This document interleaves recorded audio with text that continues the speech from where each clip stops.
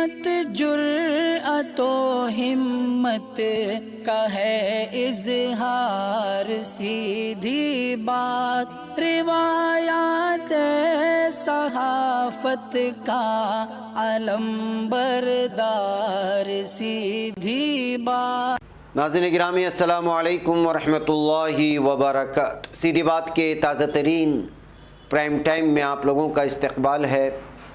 नाज़रीन गिरामी में अंसार अज़ीज़ नदवी इस वक्त आप लोगों के सामने कुछ अहम तरीन ख़बरें, कुछ वायरल वीडियोस और कुछ तनक़ीदी तज़्ज़िये लेकर के हाज़िर हुआ।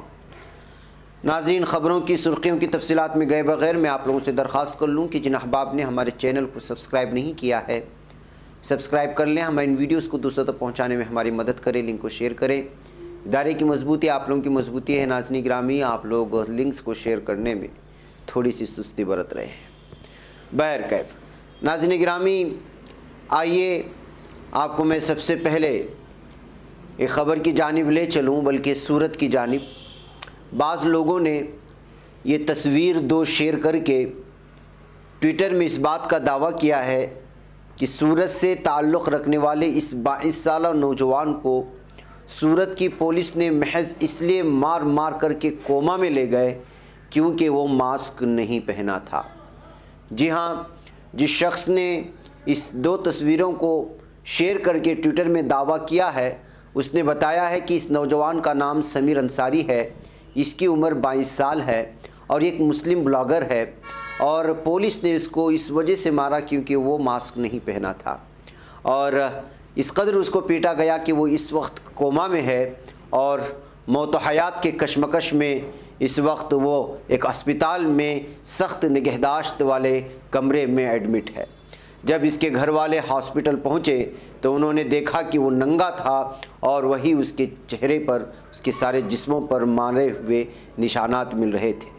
तो नाज़रीन गिरामी, एक ट्विटर पेज में इन तस्वीर को पेश करके इस बात का दावा किया जा रहा है, लेकिन इस खबर को अक्सर अखबारात में या फिर चैनलों में अभी तक नहीं दिखाया गया, ना ही मकामी किसी चैनल में इसकी खबर सुनने को मिली है।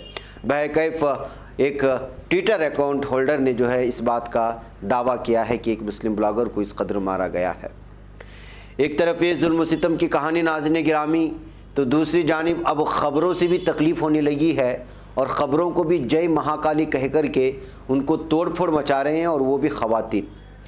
2 दिन पहले एक और वीडियो वायरल हुई थी, आप लोगों ने भी शायद उसको देखा होगा या बड़े पैमाने पर शायद वो शेयर नहीं की गई होगी, कि दिल्ली के एक इलाके में मज़ार था, वहाँ पे जो है उसके ऊपर जो अक्सर हरी चादर कहते हैं, सब्ज़ चादर को हटा करके जो है उसको तोड़ने की कोशिश की गई, पत्थर हटा दिए गए थे।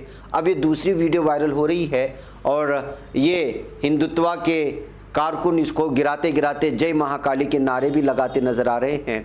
इस वीडियो को भी सोशल मीडिया में एक हमारे हिंदू भाई ने शेयर करते हुए लिखा, इज़ दिस न्यू इंडिया, क्या यही एक नया भारत है कि जहां पर अब ख़बरों की भी बेइज्जती और बेहरमती जय महाकाली कह कर के की जा रही है।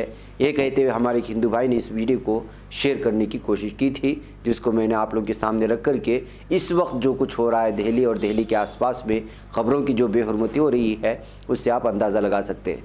अफसोस का मकाम यह है कि आखिर इन ख़बरों से इन लोगों को क्या तकलीफ़ हो रही है समझ में नहीं आ रहा। आइए नाज़रीन गिरामी, मैं आपको ले चलता हूं, आज की बहुत ही ब्रेकिंग न्यूज़ है और आप भी इसको देखे होंगे कि झारखंड के धनबाद शहर में एडिशनल जज एडीजे उत्तम आनंद को मॉर्निंग वॉक के दौरान एक ऑटो ने पीछे से टक्कर मार दी, जिससे उनकी मौत हो गई। पहले इस मामले को हिट एंड रन के तौर पर लिया गया था, लेकिन अब जबकि वाक़े की सीसीटीवी फुटेज मंजर आम पर आ चुकी है तो जाहिर हो रहा है कि वारदात को साजिश के तौर पर अंजाम दिया गया है। इस मामले में पुलिस ने कत्ल की दफ़ात में मुकदमा दर्ज कर लिया, जबकि सुप्रीम कोर्ट बार एसोसिएशन ने मामले की सीबीआई जांच कराने का मुतालबा किया है। वहीं झारखंड हाईकोर्ट ने इस मामले में अज खुद नोटिस ले लिया है।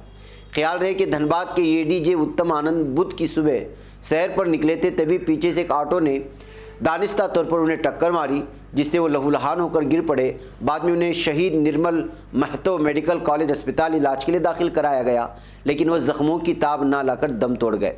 वाक़े की सीसीटीवी फुटेज में नज़र आ रहा है कि उत्तम आनंद सुबह की सैर के दौरान सड़क के किनारे पर जॉगिंग कर रहे हैं, तभी एक ऑटो जो कि सड़क के बीच में चल रहा था अचानक उसका रुख करके एडीजे की जानिब हो जाता है। ऑटो ड्राइवर अचानक से उत्तम आनंद को पीछे से टक्कर मारता है और मौके से फरार हो जाता है। और ये जानबूझ करके महसूस हो रहा है कि जानबूझ करके जो इसको कत्ल करने के इरादे से टक्कर मारा गया, ऐसा महसूस होता है इस वीडियो को देखने के बाद। बहके बास लोगों ने ये भी सुर्खियाँ बांधी हैं कि जो है गैंगस्टर्स को ज़मानत न देने की वजह से शायद गैंगस्टर्स ने इसका जो है जान से मारने की कोशिश की थी। ये सारी चीज़ें अलग अलग तरह से जो है इस वक्त सामने आ रही है। एनडीटीवी की एक रिपोर्ट के मुताबिक उत्तम आनंद धनबाद शहर में गैंगस्टर अमन सिंह समेत 15 से ज़्यादा माफिया और जराइम पेशा अफराद के मुकदमों की समाअत कर रहे थे और हाल ही में उन्होंने कई गैंगस्टरों की दरख्वास्त ज़मानत नामंजूर कर दी थी। इनकी बीवी ने नामालूम अफराद के खिलाफ कत्ल की FIR भी दर्ज कराई है। तो नाज़रीन गिरामी, इस तरह क्या ज़मानत ना दिए जाने पर गैंगस्टरों ने इनको मारा या कोई और मामला है, इस वक्त पुलिस की तहकीक के बाद ही सामने आ सकेगी सारी तफसीलात। नाज़रीन गिरामी, मुल्क के मुख्तलिफ रियासतों ही सही बल्कि पड़ोसी ममालिक में भी इस वक्त जो है सैलाबी रेलों की तबाही मची हुई है। पाकिस्तान से भी खबर आई थी कि वहाँ पे क्या कुछ हुआ और ख़बर आ रही है अफ़गानिस्तान में कि यहाँ भी सैलाबी रेलों से 40 अफराद हलाक हुए हैं, 150 अफराद लापता हो चुके हैं, 80 मकान तबाह हो चुके हैं।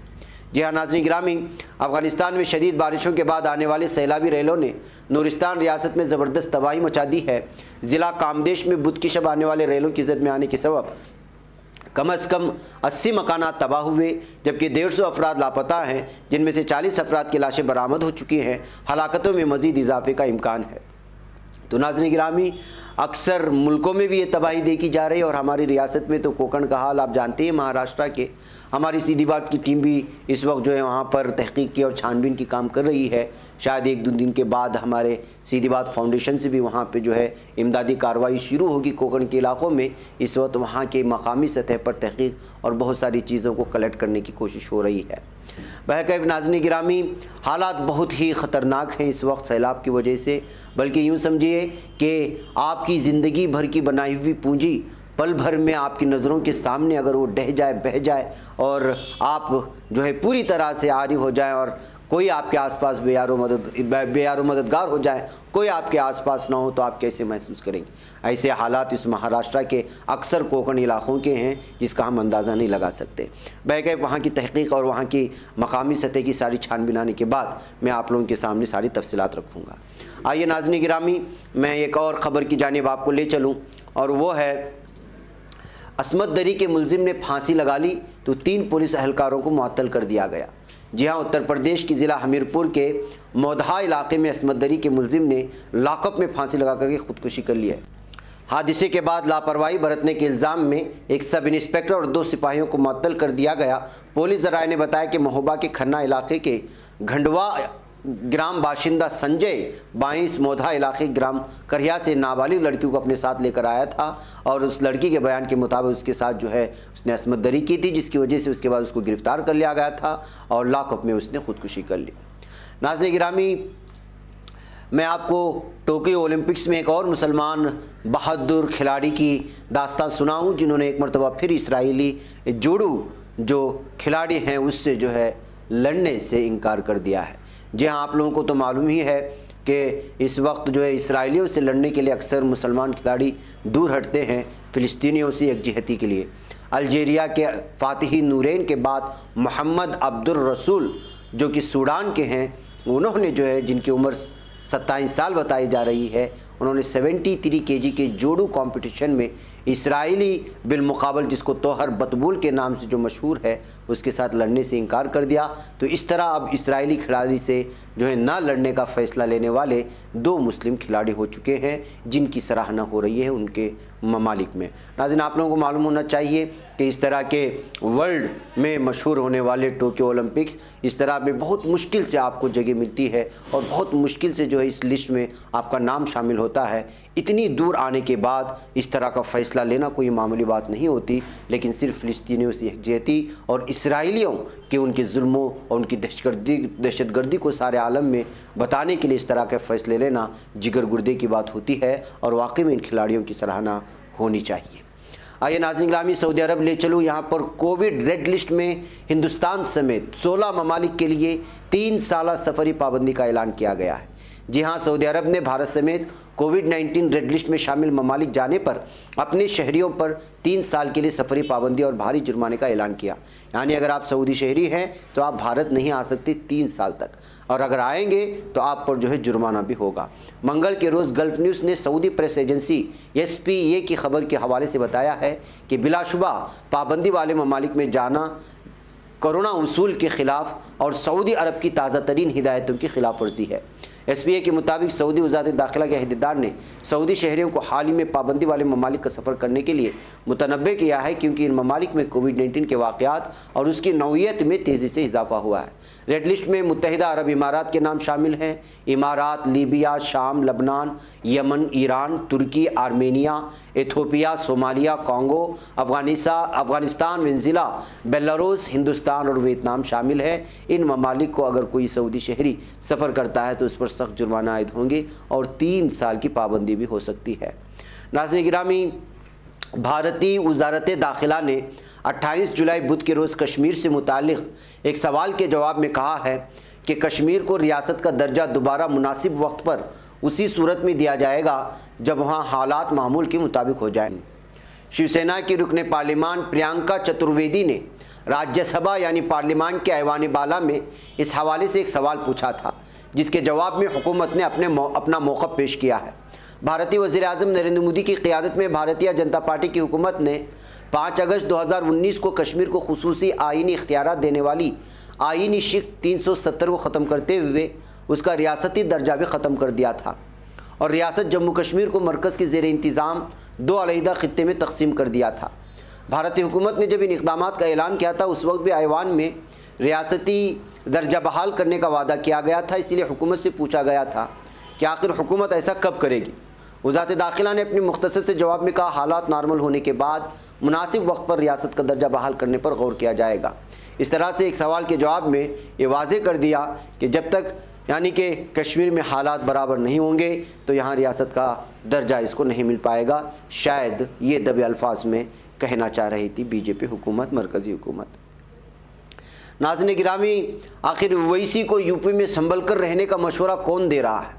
जब से ओवैसी ने यूपी में इंतखाबात में हिस्सा लेने की बात कही है, अलग अलग तरह की जो है तनकीदी तबसरे होते जा रहे हैं और आप इसको बेहतर अंदाज में जानते हैं। और यूपी के बल्कि मकामी चैनलों में तो सुबह से शाम तक इनका तस्करा होता ही रहता है और डिबेट में इनका चेहरा दिखाए बगैर यहाँ के लोगों को जो है TRP भी नहीं मिलती।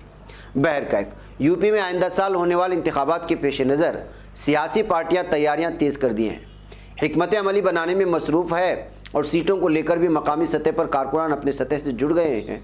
इस दरमियान बीजेपी की सीनियर लीडर उमा भारती ने MIM के लीडर असदुद्दीन ओवैसी के बयान पर एतराज़ का इजहार किया और उनसे कहा कि संभल कर रहें, ये यूपी है, यहाँ तहजीब से बात की जाती है, यहाँ ये सब नहीं चलेगा।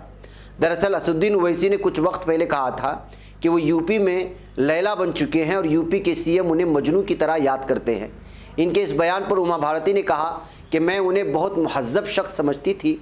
उन्होंने कहा कि मुझको नहीं मालूम कि कौन लैला है और कौन मजनू, लेकिन मुझे यूपी का एंटी मजनू स्क्वाड याद है। मध्य प्रदेश की साबिक वज़ीर आला और साबिक मरकज़ी वज़ीर उमा भारती मंगल को यूपी के साबिक CM कल्याण सिंह की इयादत करने लखनऊ आई थी। उस वक्त उसने इन बातों का इजहार किया और उसने कहा कि भगवान से दुआ करती हूँ कि वो जल्द से जल्द ठीक हो जाए। वह नाज़रीन गिरामी, यहाँ पर जो है इस वक्त ओवैसी वो सीटें लाएं ना लाएं, लेकिन चूँकि वो TRP बढ़ाने का वजह बन जाती हैं और व्यूवर्स में इजाफे की और नाज़रीन की तादाद में इजाफे का सबब बन जाते हैं, इस वजह से कोई भी मकामी मीडिया हो या नेशनल मीडिया उनके चेहरे को दिखाए बगैर किसी ख़बर को मुकम्मल या डिबेट को मुकम्मल करना नहीं चाहता। यही वजह है कि जो है इस वक्त उनके बयान को लेकर के अलग अलग तरह के तबसरे यूपी में हो रहे हैं और इसीलिए उनसे कहा जा रहा है संभल कर रहें, ये यूपी है। नाज़रीन, मुझे इजाज़त दें। अस्सलामु अलैकुम रहमतुल्लाहि व बरकातुहू। नहीं बच पाता है कोई सहाफ़ी की निगाहों से, मिलाता है ये लोगों को मोहब्बत की पनाहों से। करम और दर्द मंदी का है एक संसार सीधी बात। अजीमत जुर्अतो हिम्मत का है इजहार सीधी बात। अजीमत जुर्अतो हिम्मत का है इजहार सीधी बात। ये चैनल हक निगर बनकर कुचल देता है फितनों को,